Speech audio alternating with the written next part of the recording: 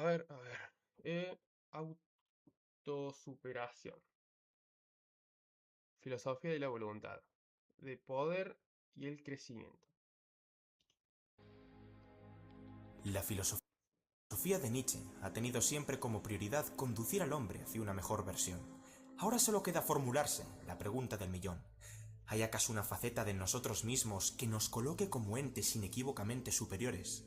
De existir, ¿qué características habría de aunar?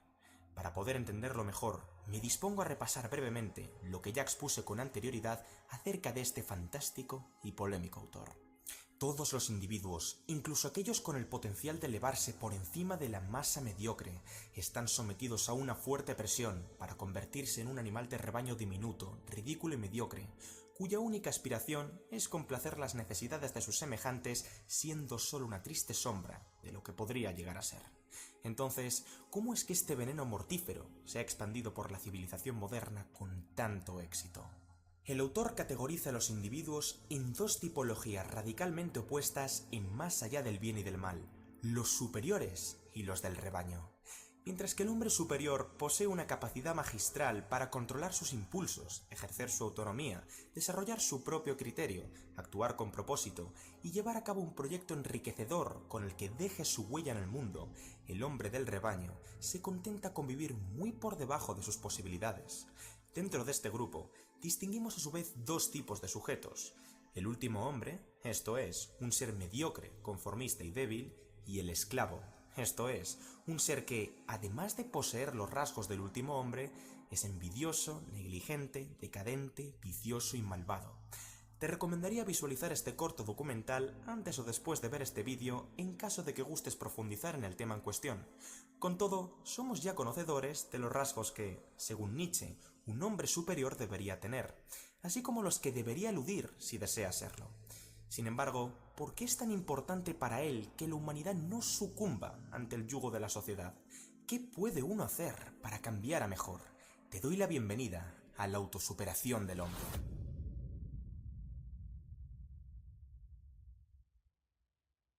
Al igual que los estoicos y taoístas, pensaban que el mundo se regía por una fuerza superior que era responsable de todo movimiento cósmico, a la cual se referían, respectivamente, como la naturaleza o el Tao, Nietzsche afirmaba que el universo era una manifestación de otra fuerza subyacente a la que denominó voluntad de poder. Dicha esencia básica del cosmos se traduce, como bien indica el propio término, como un deseo insaciable en aras de manifestar poder. Así pues, comprender en qué consiste dicha voluntad de poder, el mundo se regía por una fuerza superior que era responsable de todo. La autosuperación del hombre.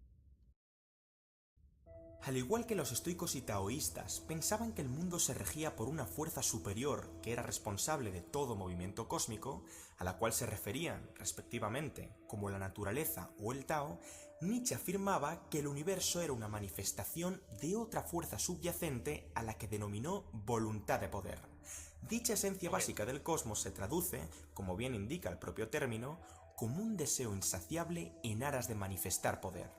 Así pues, comprender en qué consiste dicha voluntad de poder es la clave para saber cómo el filósofo alemán considera que el hombre debería vivir su vida, esto es, nos sumergimos de lleno en el plano ético y moral del ser humano. No obstante, para alcanzar dicho objetivo, es totalmente necesario comenzar este discurso echando una buena vista a la particular visión de Friedrich acerca de la evolución, concretamente a un referente en materia que no requiere carta de presentación, Charles Darwin. En el año 1859, el científico inglés publicó su famoso trabajo El origen de las especies, donde elaboró su afamada teoría de la evolución. El fundamento es relativamente simple. En primer lugar, Darwin postuló que todos los individuos dentro de cada especie difieren entre sí en mayor o menor grado. La mayoría de esas diferencias son insignificantes, pero otras son lo suficientemente importantes como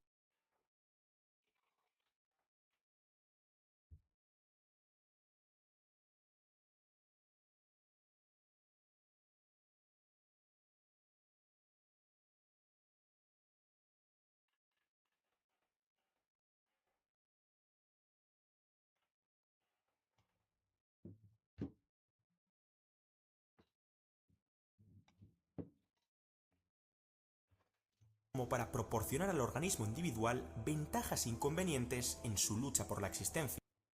Son insignificantes, pero otras en mayor o menor grado. La mayoría de esas diferencias son insignificantes, pero otras son lo suficientemente importantes como para proporcionar al organismo individual ventajas e inconvenientes en su lucha por la existencia. Un ejemplo clásico para entender este concepto es el de las jirafas, cuyo rasgo característico es la longitud de su cuello. Al alimentarse a base de las hojas de los árboles, es conveniente, así como necesario para su supervivencia, que el animal posea un cuello lo más alargado posible. La pregunta que te quiero plantear es la siguiente: ¿cómo crees tú que ha alcanzado tales dimensiones? Mientras los lamarquistas justificaban que el conjunto de los miembros de dicha especie evolucionó poco a poco hasta tener un cuello prolongado con el paso de las generaciones, los darwinistas dieron un giro radical a esta explicación. Según ellos, ya no es verdad que el total de las jirafas tuviera el cuello cada vez más largo, sino que, entre todas las jirafas que dejaban descendencia, la amplia mayoría eran las de cuello largo, ya que estaban mucho más capacitadas para llegar a lo alto de los árboles, obtener nutrientes mediante la ingesta de hojas y, en consecuencia, disponer de la energía necesaria para sobrevivir. ¿Y qué sucedió con las jirafas de cuello corto? Pues que, al no poder adaptarse al entorno, no se replicaron tanto como las jirafas más altas.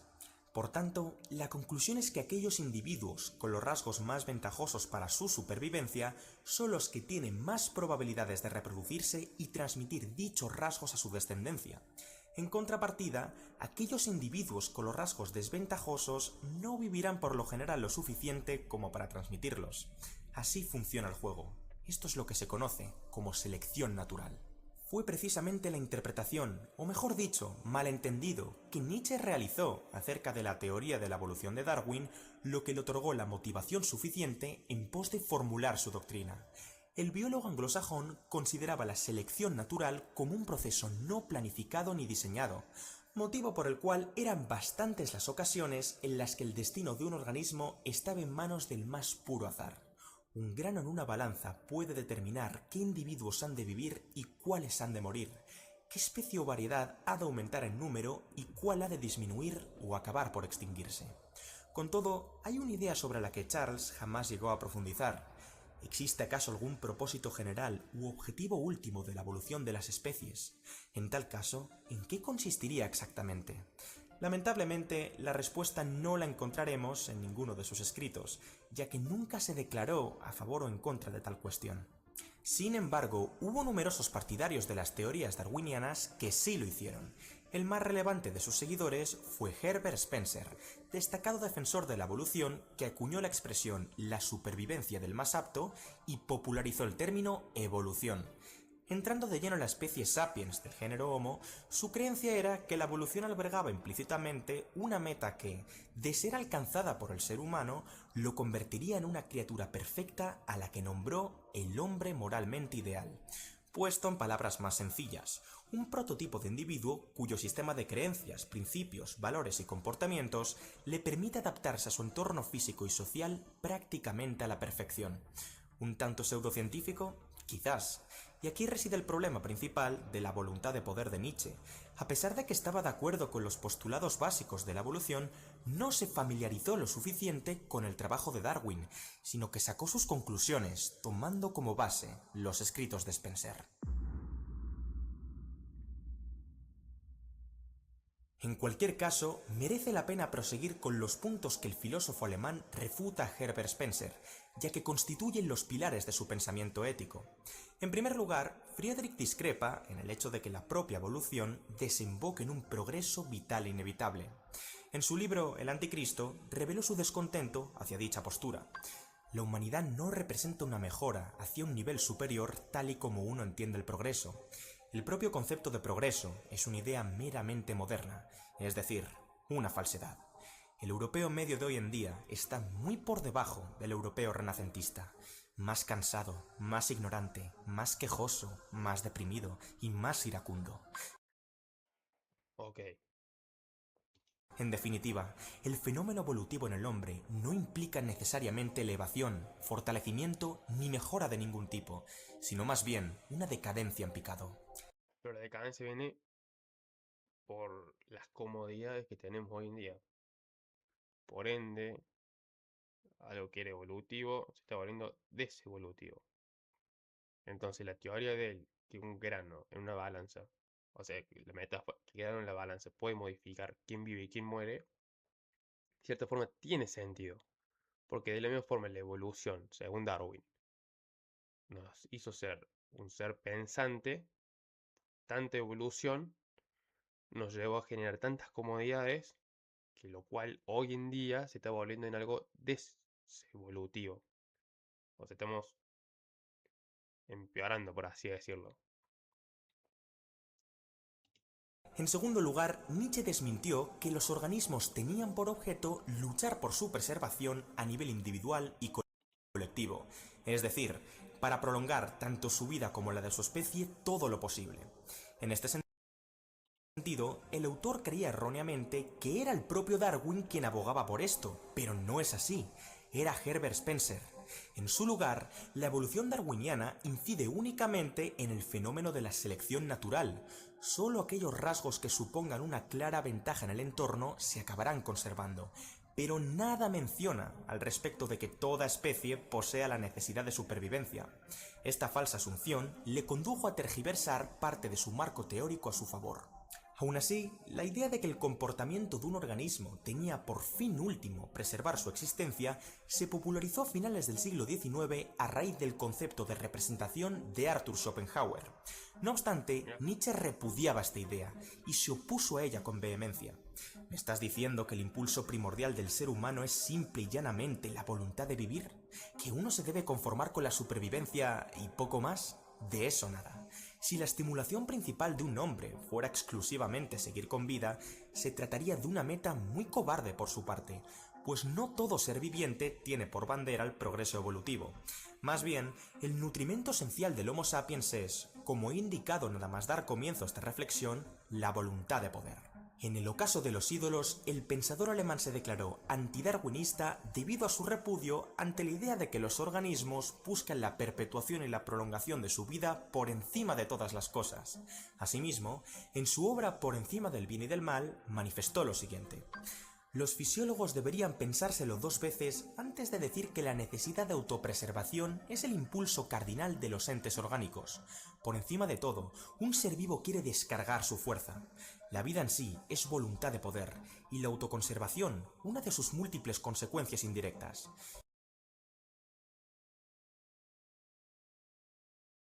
Pero ten cuidado, lo que nosotros entendemos por Es raro, a ver. poder no es a lo que el filósofo se refiere. A continuación, veremos lo que dichas declaraciones significan exactamente. A ver. Claro, ¿qué significa poder? Porque, por ejemplo, las plantas, ¿qué poder de fuerza tienen? Si es el poder que me imagino yo, ponele. Hay que ver a qué se refiere con poder.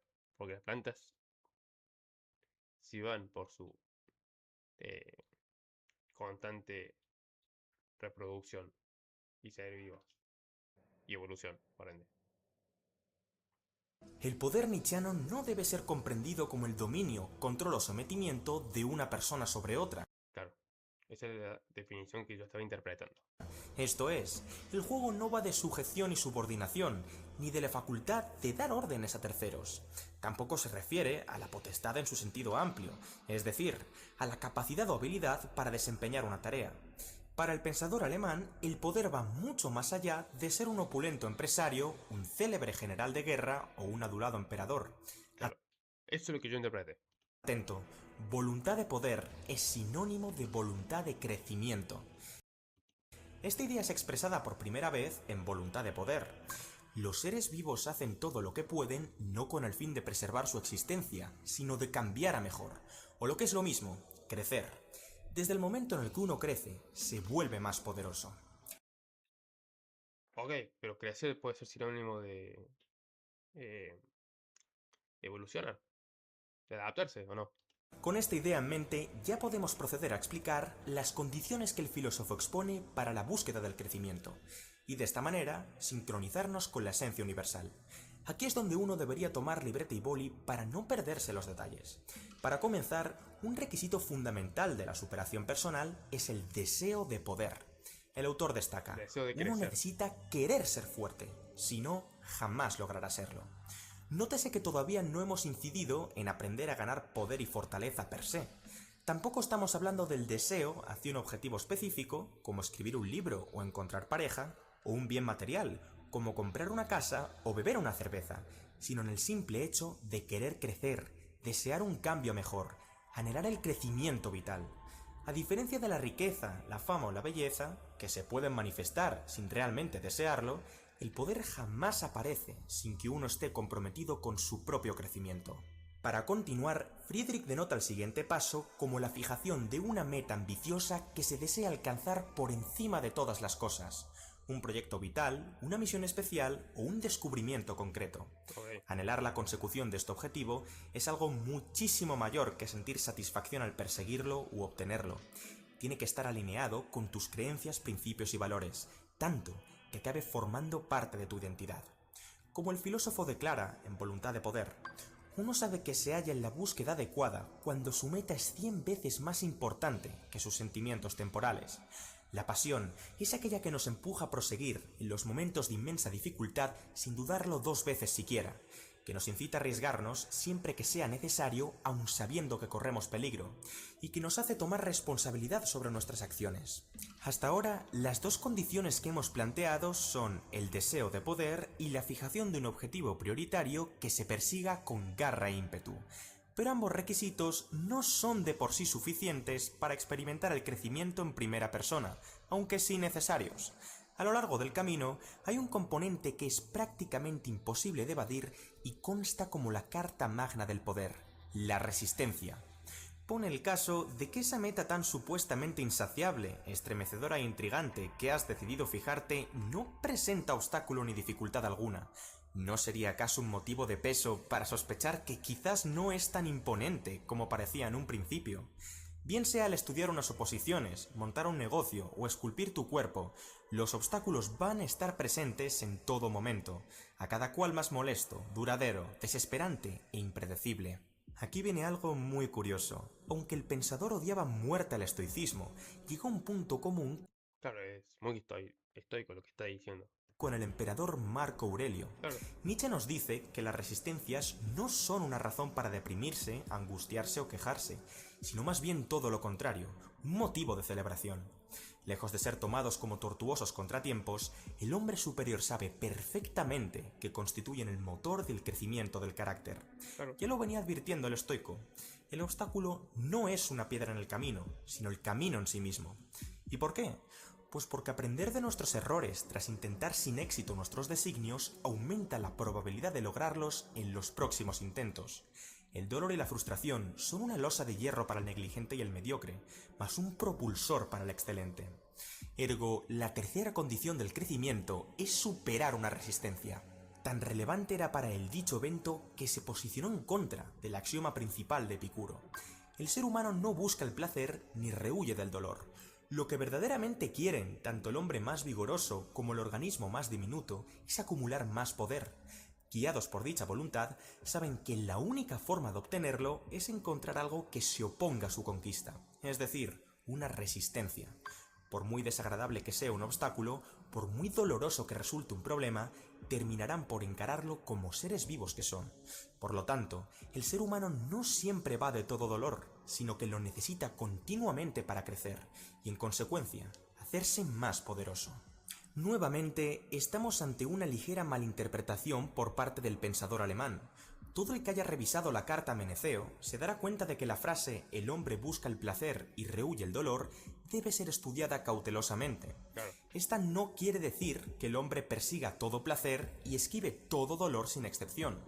El proceso que nos permite distinguir si un determinado placer o dolor es favorable para nuestra satisfacción agregada se denomina cálculo hedónico. Soy consciente de que Nietzsche se refería más bien a que el hombre, en vez de poseer voluntad de placer neto o voluntad de satisfacción vital, tiene simple y llanamente voluntad de poder. Y son dos conceptos Y poder lo tiene como sinónimo de crecer. Tiene voluntad de crecer. completamente distintas. Hay a quienes crecer indefinidamente les produce satisfacción y también quienes consideran que no hace falta acumular más poder para alcanzar el máximo bienestar. Claro. Hay gente que está todo el tiempo queriendo superarse a sí misma y eso los hace sentir bien, y hay gente que cree que alcanzó su límite y con eso también se siente bien. Él podría haber justificado bien su punto. El problema es que, dentro de su argumentación, el alemán pone en boca de Epicuro cosas que no ha dicho, o directamente ya rechazaba. Ahora este chabón malinterpretó y no terminó de estudiar, digamos, este filósofo, básicamente. Es como la quinta vez que, no sé, se inventa su propia historia con las filosofías o lo que dijo un otro. En realidad, renunciar al placer a corto plazo y abrazar el dolor propio de las resistencias que un objetivo particular presenta es en algunos casos compatible con el epicureísmo. Eso sí, una discrepancia digna de tener en cuenta a favor de Nietzsche es que los desafíos a los que un seguidor de la escuela epicúrea se enfrentaría no llegan a ser tan ambiciosos e imponentes, ya que su prioridad fundamental es alcanzar la liberación del dolor mental y físico. Te invito a profundizar en la filosofía del epicureísmo en este corto documental para que conozcas de primera mano sus principios básicos.